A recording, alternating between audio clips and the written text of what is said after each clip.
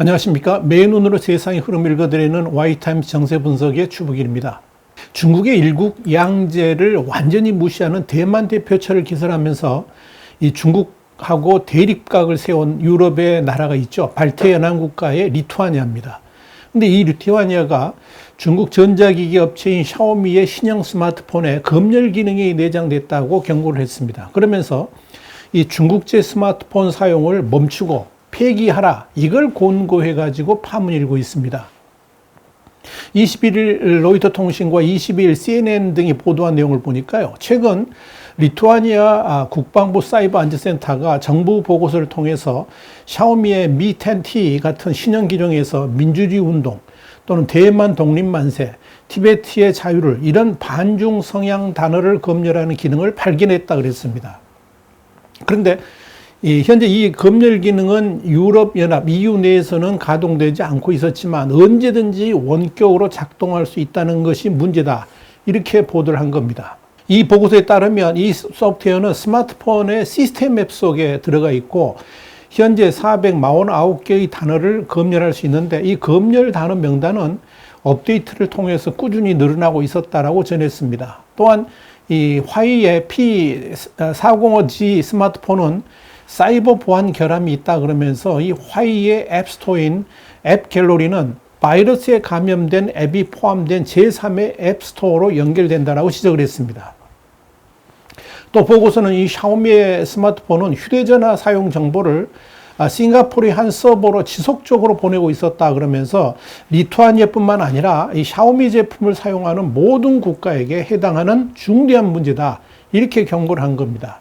이런 내용을 발표한 마르기리스 아부커비시우스 리투아니아 국방부 차관은 기자회견을 통해서 이런 말을 했습니다. 중국제 휴대폰을 사지도 말고 이미 샀다면 최대한 빨리 버릴 것을 권고한다. 이렇게 강력하게 촉구를 한 겁니다.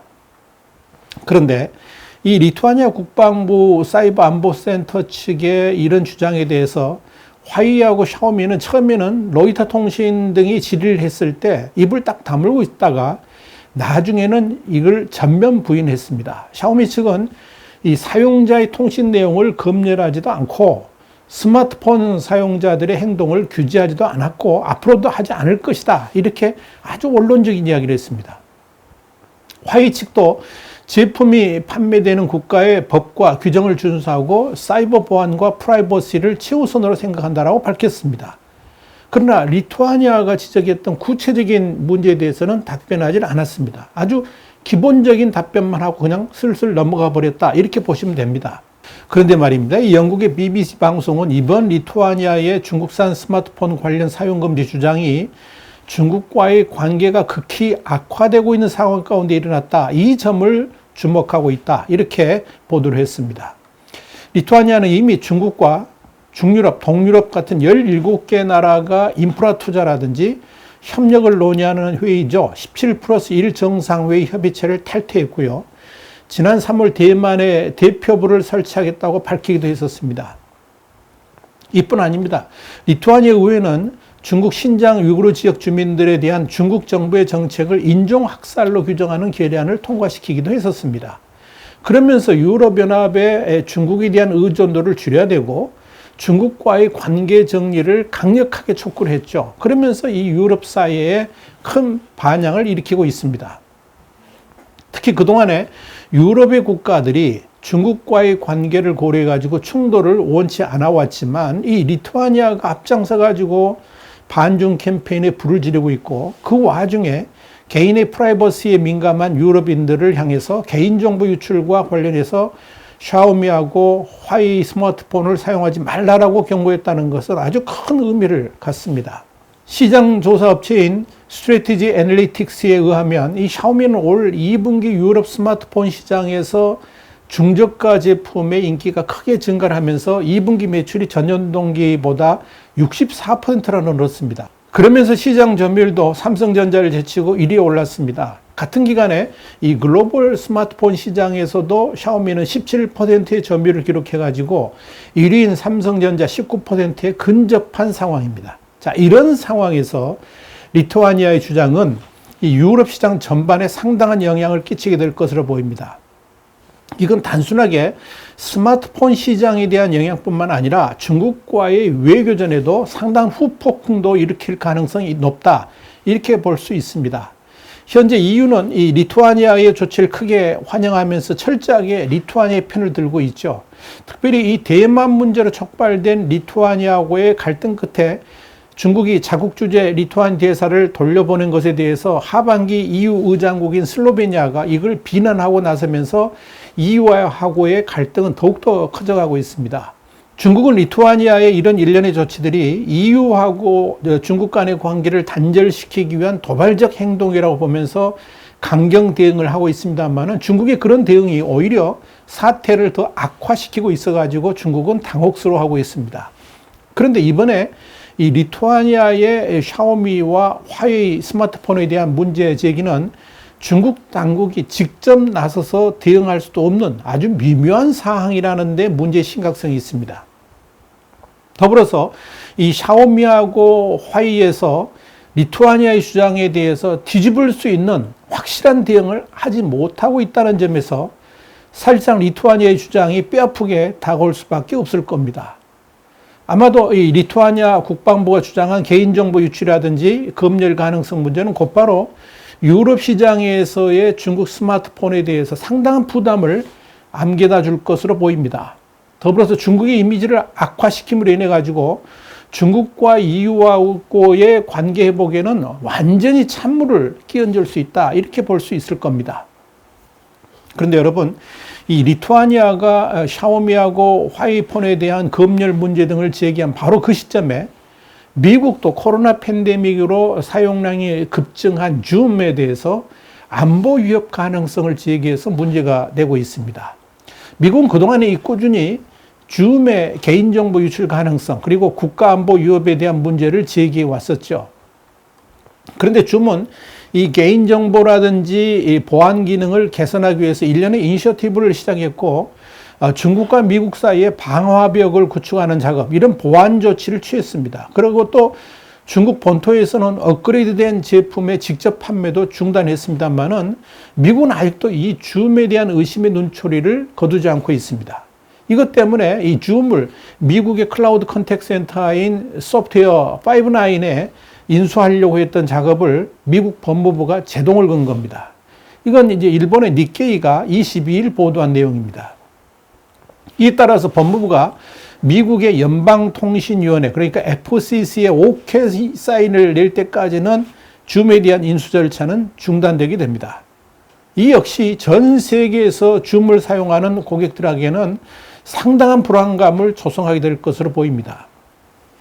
특히 이 리투아니아의 샤오미와 화웨이폰 사용 금지 권고와 맞물리면서 중국산 제품에 대한 불안감도 고조될 것으로 예상이 됩니다.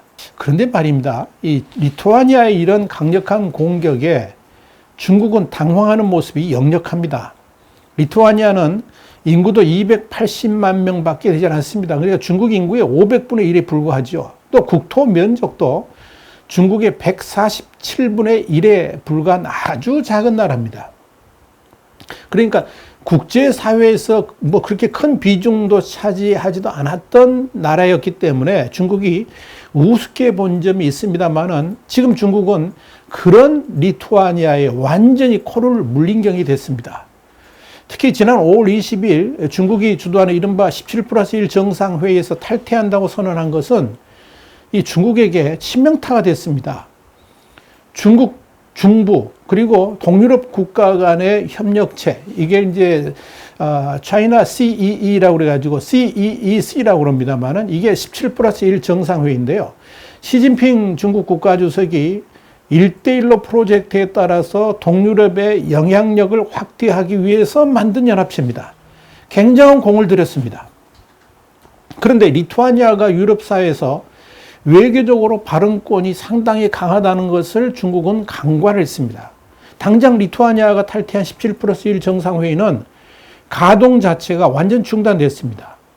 당연히 이 리투아니아만 제외하고 16+1 체제로 갈 수도 있지 않겠느냐 이렇게 생각할 수도 있겠습니다만 그렇게 되면 유럽 사회가 분열될 수도 있다는 점에서 재가동은 당분간 어려울 것으로 보입니다.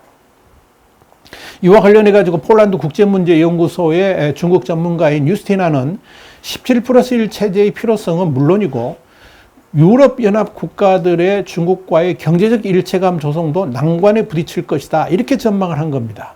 그만큼 리투아니아의 반중국 분위기가 이 유럽 사회를 강타하고 있고 이로 인해서 중국이 유럽 사회에서 다시 자리를 잡기까지는 험난한 길이 예상된다라고 말을 하고 있는 겁니다.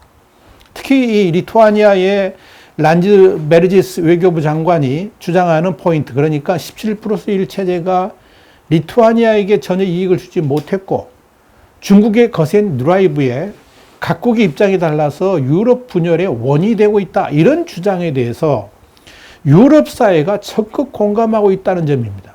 이건 그동안에 엄청난 외교적 노력을 쏟아왔던 유럽 사회에서 중국이 다시 발을 내딛기 어렵게 만들고 있다 하는 이야기입니다. 그런데 이 리투아니아의 이번 샤오미하고 화웨이 스마트폰에 대한 도발은 지금까지는 유럽 국가들의 외교적 차원에 저항해서 이제는 유럽 시민들의 개인적 차원으로 전선을 확대했다는 점에서 상당히 큰 의미를 갖습니다. 특히 이 부분은 중국 정부가 공식적으로 대응하지도 못하고 속으로만 끙끙 앓을 수밖에 없다는 점에서 리투아니아는 중국에 급소를 찔렀다라고 봐도 됩니다. 이렇게 중국은 지금 유럽 사회에서 그 조그만 나라 리투아니아에게 된통당하고 있습니다. 입도 뻥긋하지 못하고 말입니다. 그래도 미국과의 디커플링이 이어서 유럽 사회에서도 퇴출 수순으로 들어간 중국의 앞날은 험난할 수밖에 없다라고 말할 수 있을 것입니다. 와이타임스 정세 분석이었습니다. 다음 시간에 다시 뵙겠습니다. 감사합니다.